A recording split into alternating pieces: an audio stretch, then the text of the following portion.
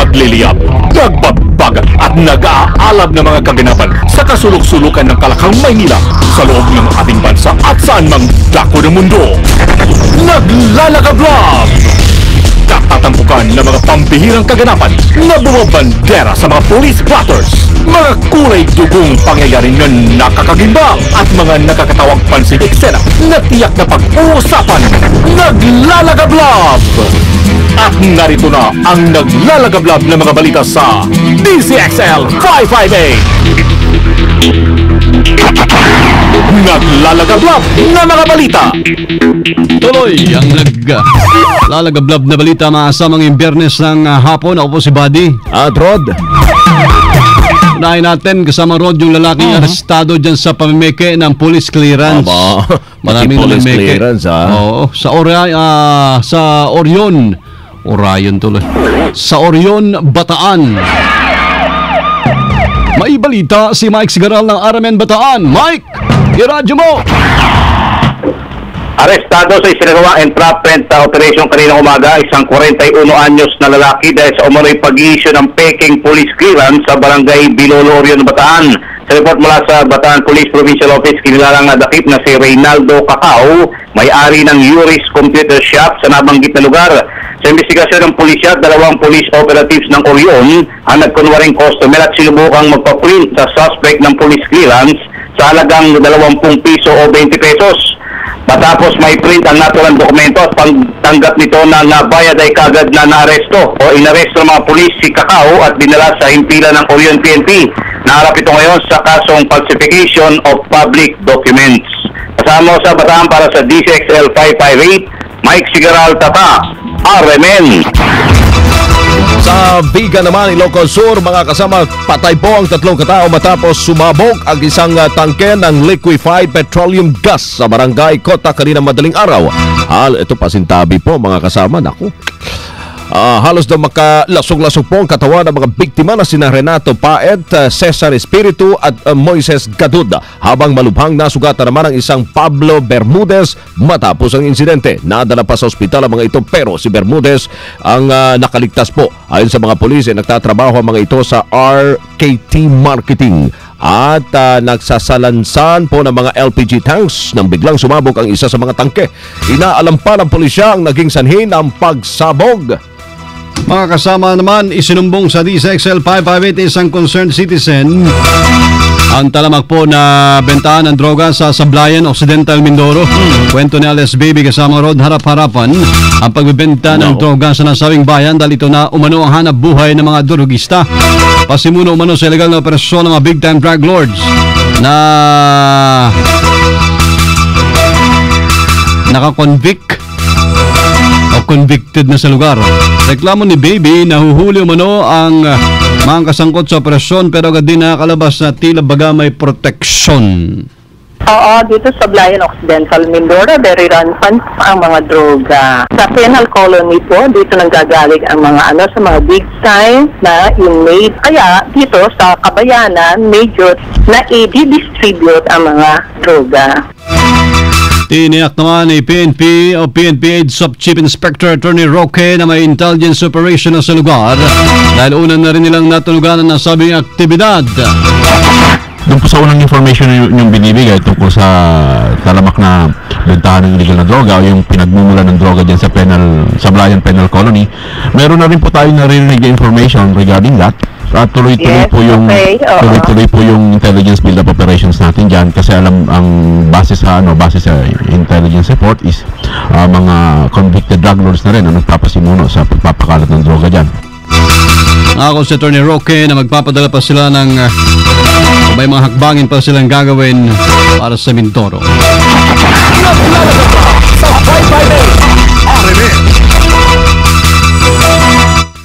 Sports na! DZXL Bulat Palaro.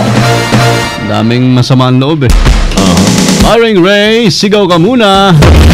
NBA Update. Hindi na kumakalit yung pera doon sa Teko. Nag-aabutan na ba? Nag-aabutan na. Yung mga tao. Spars. Ayun nga eh. Isang panalo na lang po ang kailangan ng San Antonio Spurs. Nako! At matapos na tambakan nila, mantakay mo tinatambakan lang nila ngayon ang Miami Heat. Sa score na 107-86, ilan ang lamang pa ganon? Tagal mag-isip po, mathematics. May calculator ba ka? Calculator. Mascom Calculator tayo mo na, tatlo. yan ang mahirap eh. Hindi na nakagawa makabawi po ng hit mula sa pagkatalo na nakarang laban na naging dahilan para muling maka-advance ang Spurs standing na 3 para sa Spurs, 1 sa Heat. Ayan. Sa series tuloy. Sa serye ho ng NBA Finals, ang panalo na lamang dapat na matapos ng Spurs para tuloy na masungkit ang kampyonato. Best of 7, di ba? So yung mga kaapat na aling pepang panalo. Congratulations sa Spurs.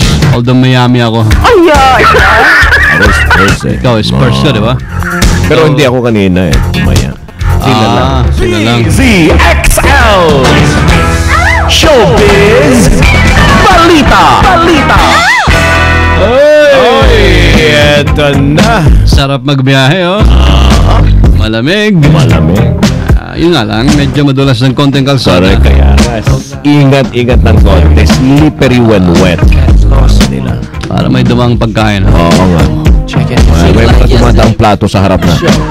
Saan galing yun? Anong ibig sabihin? Ano, may pista ba sa loob? Ay, belated kay Miss Grace Mariano. Siyempre naman. Last week, binati ko siya sa Facebook account.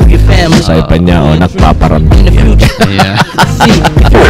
Kaya ngayon may mga plato nang dumadaan sa harap natin. Si Miss Candy, nakakuha na rin isang plato. Meron na ba, Miss Candy? Para sa kanyang kalabaw. Para sa kanyang kalabaw. Siyempre, hindi ako mapahuli dyan, ano? Basta may mga grasyang dumadaan dyan at pumupasok sa loob, kailangan meron tayo nun. Of course. Para naman yan sa lahat. Yes! Ayan ha, belated happy birthday Miss Grace Verhel Mariano. Maraming salamat po sa iyong pagpapapansin. Yun. Ayan na, talagang nabusog mo kami.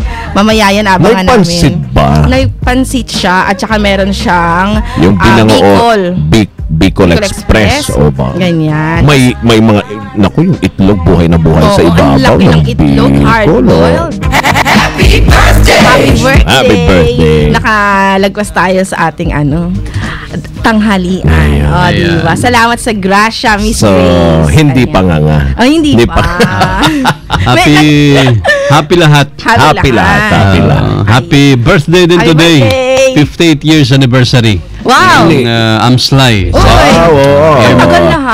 Happy anniversary. Malapit na maging senior citizen. Lapit na, parang RMN lang, di ba? Congratulations, Colonel Rick Nolasco, Yes. Chairman and President and Board of Trustees. Congratulations. Eto ang chika natin ngayong tanghali. Yung birthday ba? Birthday din ba? Hindi birthday. Pero grabe rin kung magdiwang, parang Oy, birthday. oh. Dahil hindi magkamayaw. Medyo Hollywood tayo, no? Hollywood. Imported mo na ang ngayon. natin, oo. Dahil nakita nila si Jennifer Lopez sa 2014 World Cup opening dyan sa Brazil. Aba. At nag-perform ito talaga. Pag naging performance, talagang performance level talaga, no? Lahat talaga mapapaangat ang katawan, eh. Talagang pag ito ang humataw ng sayaw, talaga namang mapapa... Di pa pangalawang beses na niya yan sa, di ba? Oo, sa World Cup. Sa World Cup. Lagi naman siya talaga. Buti na tuloy-tuloy to, no? Oo. Kasi noong una, medyo alanganin pa dahil sa issue daw ng production. Pero yun nga, Kasi talagang iba yung preparasyon nila. iba talaga. Siyempre, kailangan bongga yan. Bonggations. Hindi basta-basta ang performer ang gaganap doon. Kailangan dekalidad. Kaya lang, hindi pa rin maiwasan kahit na anong gawing paghahanda. Nagkaroon ng aberya yung performance niya dahil yung saktong tataas yung parang platform, rising platform. Biglang na-stuck. Diba? Na-stuck siya. Ano nangyari? Kitang din yung talbog. Delikado. Hindi siya nag-rise. Hindi siya nag-rise. May gano'n rin pala kahit sa abroad, ano. May mga Akala ko, palpaking may palpaking factor din talaga. Hindi maiiwasan yan kahit anong preparation. Wardrobe lang yung nagmamalfunction. Oo nga, pati pala sa stage din. Siguro masyado silang na-pressurize dahil si J. Lo ulit yung magiging performer nila. Pero nabawi naman nito ni J-Lo dahil sa kanyang outfit na berdeng leotard. Ganyan ang itsura niya, oh. Ganyan. Parang sa camera nga. Oo, parang ang nagtitipid, no? Nagtitipid sa tela. Mas maiksi. Yan ang uso ngayon. Mas mas yung maiksi. tinatakpan lang yung mga masaselan, pero lahat labas na. Oo, halos. Pero meron yung body stocking. Kaya kahit medyo walang worry pag lumawit or di ba, mag-hello kung ano man ang hello, di ba? Okay lang yan. Dahil carry naman at saka kagandahang katawan pa rin. Kaya carry ang performer kahit na may ganung mga aberya. O, di ba? Bongga, umabot ng $9 million ang ginastos sa opening ceremony ng World Cup. Ang saya-saya. Magkano? Grabe. $9 million times Opening lang yan. opening pa lang. Grabe na to. Sana naman ay napamahagi na rin yan sa mga evacuees kung sa Yolanda yun, di ba? Pero malabo yun. Kasi nga, yung mga buti sinagot mo na. natapon na lang. Napapanis. Ano ba, Day? Ay, naku, Day. Nagutom na ako, Day. Wala pa yung relief. Wala. Bale, meron sa newsroom. Kairon.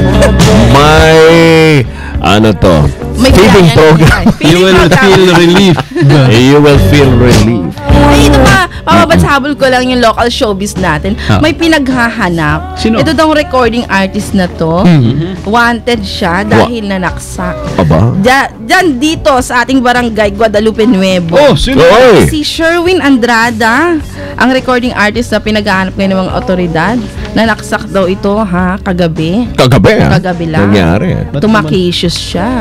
Sino si Sherwin? Ano ba yan? daw Kilala ba ito yan? recording artist ng Star Records. At naging finalist ng Himig Handog Pinoy Pop Love Songs. Kung sa'yo, lumutang ka na. Okay. Para hindi may paliwanag mo ang iyong side. Diba? Side by side. Yeah. Okay. Sa... Bye! Saan? Side by Nasa ko. Sako. Pinaghahanap na yung... Ay, si paring Gas. Gas Abelgas. May picture kaming dalawa nun. talaga? Sa 22nd KBP Golden Top. Ay, Kayang-kaya. talaga. Naku, pag nakita ko yan, Oo. gusto ko rin magpa-picture sa kanya. Paano mo siya babatiin? Hi, Gas. Kumusta ka na? Ako si Candy. Sige na nga. Parang si OGDS na. I miss you. Ito mo nag-iisang tequila. Miss Candy, tatak arm. And Thank you. Gas Panghima. Thank you. Di gasgas, It's Candy. di umatras, medyo madulas. Ito ang balitang Panghimaga. Ito na siya. Dami na kami. Gas-gas na ba? Gas na. Pagod na. Hindi. Pudpud pa. Yan ang mahirap. Gas-gas na, pudpud pa. Ito na. Kaya lang, wala siyang mic. Wala ka mic. Ayun dyan ata yung... Ayun. Ito na. Magandang tanghali po sa ating lahat. At magandang tanghali Wala ka kasama talagang Rod at mic. kasamang... Ito gamitin mo. Pinagkakaisang kaya ito ng kabilang Bakit wala? Meron na. Ayan. Okay, ito na. Magandang tanghali po sa ating mga tagapakinig. Magandang tanghali kasamang Rod at kasamang Buddy. Thank you. Ito na ang ating balita pang himagas ngayong tanghali galing pa sa bansang Brazil. Matapos ang mainit na laban sa pagitan ng Brazil at Croatia sa unang game ng FIFA World Cup 2014, 6 na lalaking Briton ang humamon sa isang grupo ng matatanda sa isang round ng football. Ang pustahan lang naman, manlilibre ng beer ang matatalo sa nasabing laro. Pero, laking gulat ng mga ito nang lampasuin sila ng matatanda na parang hindi man lang pinagpawisan sa laban. Yung pala dati nang nakalahok sa World Cup ang mga nasabing senior citizen. Dati palang miyembro ng Croatian football team ang mga humamon sa kanila. Kasama na dito si Marko Babic at Peter Kerpan na lumahok sa 1998 World Cup. Napilitan namang manlibre ng beer. Natuwa naman ang mga Briton dahil nakapagpa-picture sila sa dating mga world champions. At ito, Prueba. ito ang larawan ng mga dating World Cup champions ng Croatia. at Brazil. Yan. Yan po sila patapos ang game. At ang pustahan, beer. Saan lugar yan? Sa bansa? Sa Brazil. At saka sa, anong kalaban nila? Croatia. Okay. Yan po ang ating balita pang himagas ngayong tanghali. Hatid sa inyo siyempre ng nag-iisang si Misteryoso. Koracha. Croatia raw yan. Yung mga masakit ang loob ha. May game number ano pa ba tayo? 4, 5. 5. Okay, game 5. Sige. Better luck next time. Thank you PCSO. Tuloy po ang inyong pagsuporta. May nanalo kagabi 1 winner sa Lotto 642, 7 million plus. 7 million. 7.1. Malaki na rin. Balato naman dyan. Diretso naglalagabla. Balitang tatak. RMN niyo po napakinggan sa DCXL 558. Mga kasama ngayong tanghali ng Friday, June 13, 2014. Sama nyo sa serbisyo publiko from the province of Occidental Mindoro. Mabuhay. Ako si Buddy Oberas. At from the city of Zambo, Asia's Latin City, al de ustedes, amigo, Rod Marcelino. Kami po lahat sa DCXLI Tatak RMN. Sumayin niyo ang 15 minutong kalipunan ng mga pinakahuling kaganapan sa Kalakang, Maynila, sa ating bansa at saan mang dako ng mundo. Naglalagabla! Dito lamang sa Unang Pihit, DZXL 558, ang bagong kasama mo! Umaga mo ay may bagong pag-asa dahil sa trabaho at negosyo, ito ang kasusyo mo. Mula alas 4 hanggang alas 6, may trabaho at hanapbuhay ka sa bagong umaga. Ayan, Tita Lourdes, may isa na naman tayong natulungang nakahanap ng trabaho. Pasalamat din tayo sa mga kapartner natin ng mga placement agencies at sa Department of Labor and Employment. Pagpatag ng alas 6, usaping pampamilya at kalusugan ang maghahatid ng kumare ng bayan at kakampi ng kababaihan.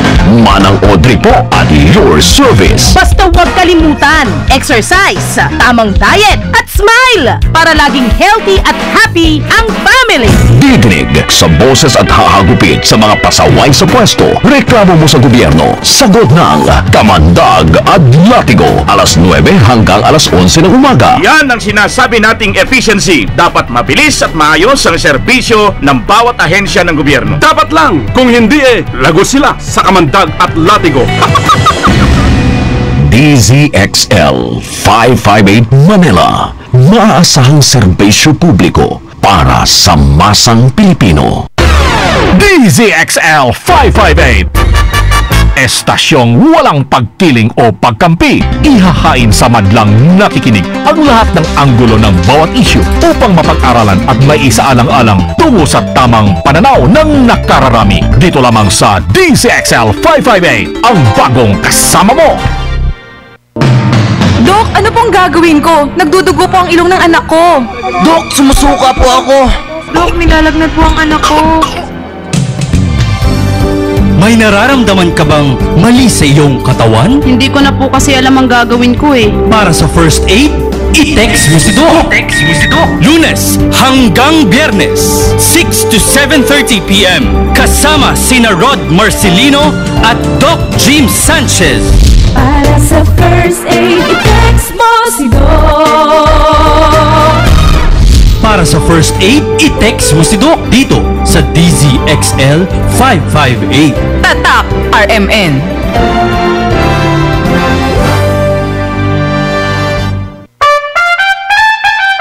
Musika.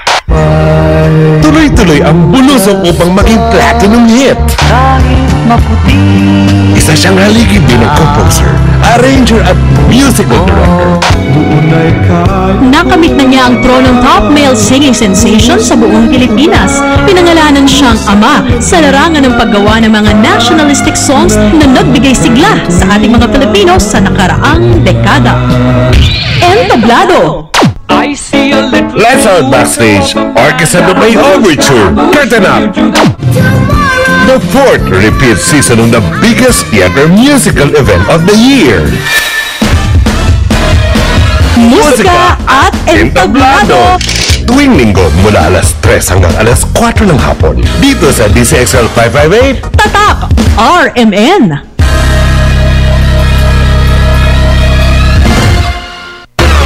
DZXL 558. Estasyong walang pagkiling o pagkampi. Ihahain sa madlang nakikinig ang lahat ng anggulo ng bawat issue upang mapag-aralan at may isaalang-alang tungo sa tamang pananaw ng nakararami. Dito lamang sa DZXL 558, ang bagong kasama mo. Back to Christ, Healing Crusade of Father Lahi. Kasama si Elder Ver. Ito pa rin po ang inyong maliit na lingkod, si Elder Ver. Alas 2:45 hanggang alas 4 ng umaga. Araw-araw. Back to Christ, Healing Crusade of Father Lahi.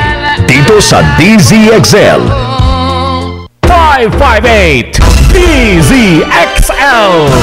Narito na ang programang nangangalaga, gumagabay at sumasaklolo sa mga manggagawang Pinoy. Nagbabantay sa mga OFW sa kanilang karapatan at benepisyo. Lumalaban sa mga mapang-abusong recruitment agency at gumigising sa mga ahensya ng gobyerno para sa mga Filipino workers. Maraming salamat po sa lahat po ng naitulong ninyo. Bukas ay magpa-flight na po kami pauwi ng Mindanao. Salamat ako sa inyong dalawa.